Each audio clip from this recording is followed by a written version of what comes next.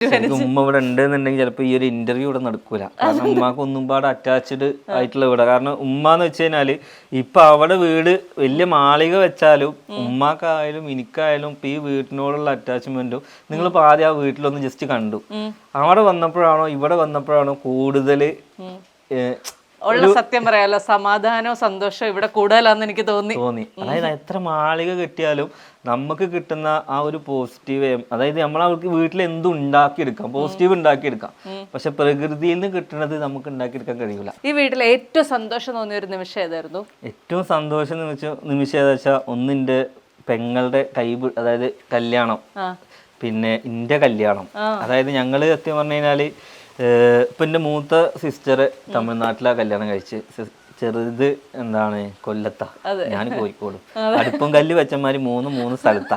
പക്ഷെ എന്നാലും എന്താന്ന് വെച്ചാൽ എല്ലാവരും ഇവിടുന്ന് കല്യാണം കഴിഞ്ഞ് സന്തോഷമായിട്ട് കുറച്ച് നിമിഷങ്ങൾ നമുക്ക് ഇവിടെ കിട്ടി. കാരണം പട്ടിണിയിൽ നിന്നും ഒക്കെ നല്ലൊരു എല്ലാവരും ജീവിക്കുന്ന ഒരു ജീവിതം കിട്ടിയത് ഈ ഒരു വീട്ടിൽ നിന്നാണ്. അപ്പൊ ഏറ്റവും സന്തോഷം എന്ന് പറഞ്ഞാൽ അത് മാത്രമാണ്.